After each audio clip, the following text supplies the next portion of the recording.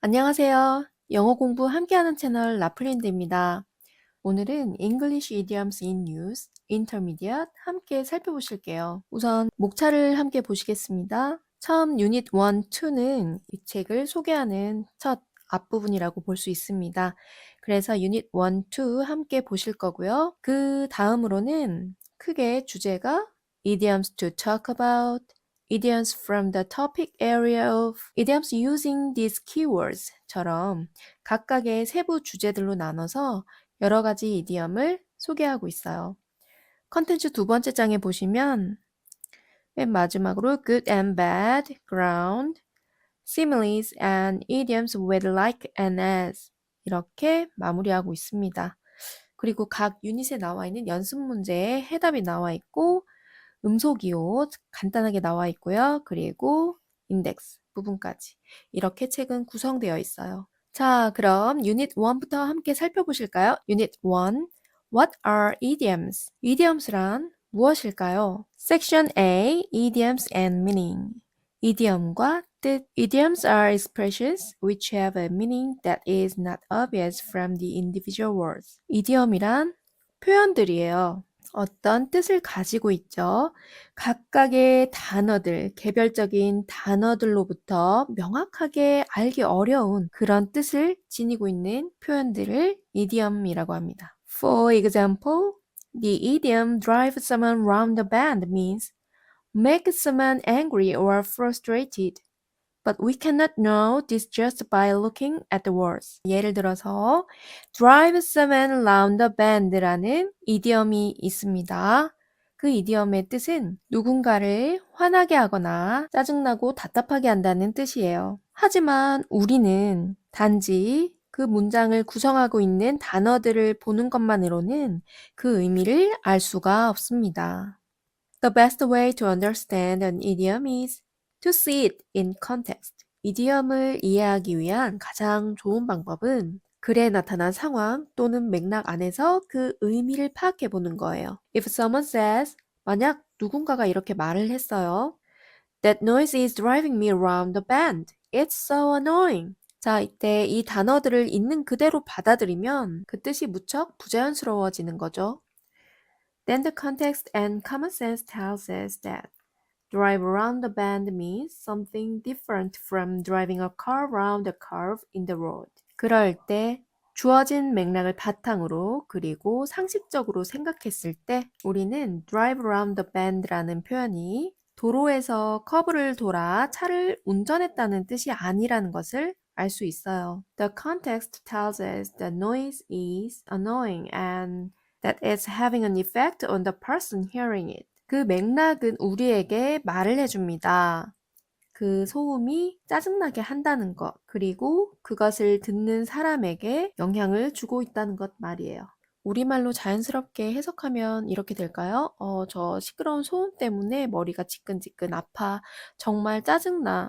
이렇게 이해할 수 있겠죠? 이렇듯 문장을 구성하는 개별적인 단어들로는 명확히 알기 힘든 표현을 이디엄이라고 한다. 그리고 이디엄은 우리말로 하면 관용구, 관용표현 또는 수거라고 할 수 있습니다. 섹션 B, Types of Idioms. 이디엄의 유형 한번 같이 보실게요. 자, 유형을 1, 2, 3, 4, 5, 6, 7, 7가지로 나누어 제시하고 있습니다. 이 중에서 첫 번째 거 좀 복잡해 보여요. 자, 이것을 제가 4가지 조합으로 구분해 보았습니다. 참고 자료 함께 보실게요. verb plus object complement and or adverbial 이렇게 나와 있는데 동사, 목적어, 그리고 보어 and or 부사구 이렇게 나와 있죠? 크게 4가지 조합으로 나누어 보면 처음에는 동사와 목적어 그리고 동사와 보어, 동사와 목적어, 그리고 부사구, 동사, 보어, 부사구 이렇게 나누어 볼 수 있습니다. 그래서 각각의 조합에 따른 이디엄들을 3가지씩 참고로 올려드릴 테니까 한번 화면을 멈추고 천천히 봐주시면 도움이 될 것 같아요. 자, 여기 책에 나온 예문은 동사와 목적어로 이루어진 이디엄이에요. Kill two birds with one stone.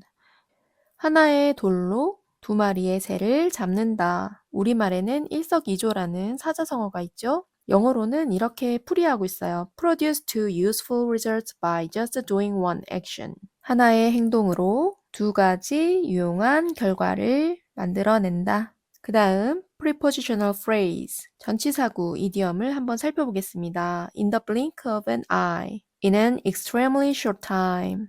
이것도 우리말에 있는 표현이에요. 눈 깜짝할 사이에 아주 짧은 시간을 말하죠. 그 다음으로는 compound, 복합어입니다. A bone of contention. 여기서 bone은 뼈를 뜻하고 contention은 논쟁을 뜻해요. 그 뜻은 something which people argue and disagree over. 사람들이 논쟁하거나 의견이 맞지 않는 어떤 것을 말하고 있어요. 즉 논쟁거리, 분쟁의 원인 이렇게 해석할 수 있습니다. 이 표현은 개들이 뼈를 두고 다투는 모습에서 유래되었다고 해요. 그 다음에는 simile 함께 보실게요. 영어로는 simile라고 하는 직유법은 하나의 사물을 그것과 비슷한 다른 대상에 직접적으로 빗대어 표현하는 방법입니다. 그럴 때 as나 아니면 like와 같은 연결어를 사용하는 것이 특징이에요. 그 예로는 as dry as a bone. 뜻은 very dry indeed. 매우 건조한, 완전히 바싹 마르다라는 뜻이에요. 어떨 때 이 표현을 쓸 수 있냐 하면요. The pond in my house is as dry as a bone. 비가 한참 동안 내리지 않아서 집에 있는 연못이 바싹 말라 있을 때 이렇게 표현할 수 있습니다. The pond in my house is as dry as a bone. 그리고 여기 밑에 나와 있는 binomial and trinomial. 이것들은 우리말로 표현하자면 이항 표현, 삼항 표현이라고 할 수 있어요. 이렇게 and 등으로 단어가 연결되어 있는데 binomial은 단어 2개가, trinomial은 단어 3개가 연결된 고정된 표현이에요. 그래서 먼저 binomial 예를 한번 보시면요. rough and ready라는 이디엄이 있습니다. 그 뜻은 crude and lacking sophistication 이라고 해요. crude 하면은 대충의, 대강의, 그리고 sophistication은 교양, 세련 등의 뜻입니다. 그래서 lacking 하면은 그 교양과 세련됨이 없다는 뜻이죠. 그래서 rough and ready라고 하면 임시 변통의, 급조한 또는 세련되지 않고 즉흥적이지만 실용적인 스타일 등을 나타낼 때 쓴다고 합니다. 그 다음 예문을 보실게요. Cool, calm, and collected. 그 뜻은 relaxed, in control, not nervous. 침착하고 차분하며 통제력이 있는, 그리고 긴장하지 않은 이런 뜻을 나타낸답니다. 다음 whole clause or sentence.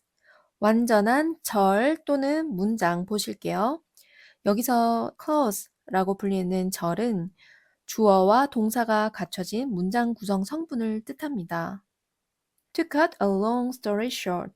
그 뜻은 to tell the main points but not all the fine details. 세부 사항은 생략하고 핵심만 말한다는 뜻이에요. 우리말로는 간단히 말해서 요약하자면 등으로 나타낼 수 있습니다. 이디엄의 유형을 한번 살펴보셨는데요.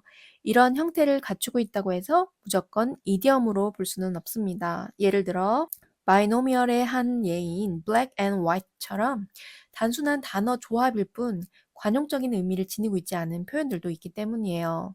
지금 여기 예에서 제시된 표현들처럼 단어의 의미만으로는 해석이 어려운 경우, 즉 관용적인 의미를 가지고 있어야 이디엄이라고 할 수 있습니다. Section C, Fixed Aspects of Idioms. 관용 표현의 고정된 요소들. Most idioms are fixed in their form and cannot be changed or varied. 대부분의 관용 표현은 그 형태가 고정되어 있습니다. 그래서 그 일부를 다른 단어로 바꾼다거나 변형할 수 없어요. Sometimes, however, the grammar or the vocabulary can be varied slightly.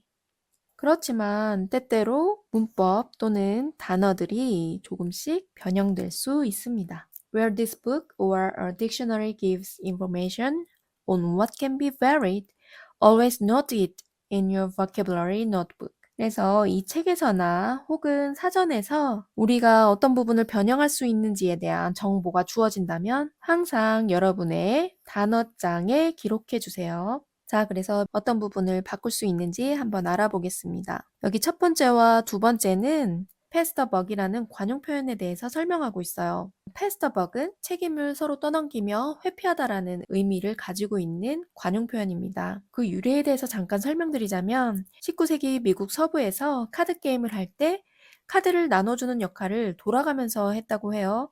그런데 그때 사슴뿔과 가죽으로 만든 벅이라는 칼을 오른쪽으로 차례로 넘겼다고 합니다. 그 이유는 카드를 나눠주는 역할을 돌아가며 함으로써 카드를 섞은 것을 나눠주며 속임수를 쓴다는 그 누명이나 오해를 피하기 위해서였다고 해요. 그런데 지금은 그 딜러 역할을 넘긴다는 뜻이 아니라 책임을 회피하다라는 뜻으로 굳어진 거죠. 자, 그래서 첫 번째, occasionally an idiom in the active voice can be used in the passive. 관용 표현이 어떻게 바뀌었을 수 있냐면요. 능동태가 수동태로 바뀌어서 사용될 수 있다는 거예요. Government ministers always pass the buck if they're challenged about poverty. 자, 이 문장의 뜻은 장관들은 그들이 빈곤 문제에 도전을 받게 되면 항상 책임을 미룬다. 이때 pass the buck의 의미는 blame someone else, 다른 누군가에게 책임을 돌리거나 refuse to accept responsibility, 책임지는 것을 거부한다는 뜻이에요. 자, 이렇게 능동으로 표현되었던 것이 어떻게 수동 표현으로 바뀌었는지 함께 보실게요. The buck has been passed from minister to minister. 장관들이 서로 책임을 미루고 있습니다. No one seems prepared to accept the responsibility. 아무도 책임을 받아들일 준비가 되어 있지 않은 것 같습니다.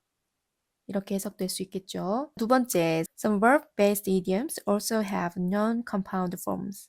동사 기반 관용 표현 중의 일부는 복합명사 형태로도 사용될 수 있다고 합니다. 앞에서 살펴보았던 pass the buck을 여기서는 buck passing이라고 그 형태가 바뀐 것을 볼 수 있어요. There is too much buck passing in government nowadays. 요즘 정부에서는 책임 떠넘기기가 너무 많이 일어나고 있습니다. No one accepts the blame for anything. 아무도 그 어떤 것에도 책임을 지려고 하지 않습니다. 세 번째 보실게요. One or more words in the idiom can be varied. 일부 관용 표현에서는 하나 또는 그 이상의 단어들이 변형될 수 있다고 합니다. Don't give me a hard, rough, tough time. 자, 이때는 hard time, rough time, tough time 이렇게 세 가지 중에 아무거나 써도 그 뜻이 동일한 거죠. 그래서 이 뜻은 Don't make things difficult for me 라고 할 수 있어요. 나를 힘들게 하지 마세요. 또는 일을 어렵게 만들지 말아주세요. 이렇게 해석할 수 있어요. 유닛 1 본문은 끝났습니다. 오른편에 연습 문제가 나와 있는데요. 그 중에 1번을 잠깐 보시면 여기 굵은 글씨로 쓰인 이 이디엄을 어떻게 이해하고 있는지 체크를 하는 그런 문제들이 있어요. 그러면은 이것들을 확인하면서 좀 더 많은 이디엄을 우리가 접할 수 있고, 그리고 우리가 이 상황 맥락에서 이 이디엄을 어떻게 받아들이고 있는지 확인할 수 있으니까 정말 꾸준히만 한다면 많은 도움이 될 것 같습니다. 자, 오늘 이디엄 함께 살펴보셨는데 어떠셨나요? 기본 단어들, 기본 문법들 공부하기도 벅찬데 이렇게 관용 표현까지 챙기려니까 더 머리가 복잡해지는 것 같으면서도 이 이디엄이라는 관문을 넘지 않으면 좀 더 세련된 영어 표현이 힘들 뿐만 아니라 원어민들이 하는 말도 바로 즉각적으로 받아들이기 어려운 것도 사실인 것 같습니다. 그래서 시간이 되는 대로 하지만 꾸준히 한 장 한 장 읽어나가다 보면 우리가 이해할 수 있는 영어의 폭도 점차 넓어질 거라고 생각이 들어요. 처음에 제가 소개해드렸던 책이 Phrasal Verbs in Use였고요. 그 다음에는 Collocations in Use, 그 다음 Grammar in Use, 그리고 이번이 네 번째죠.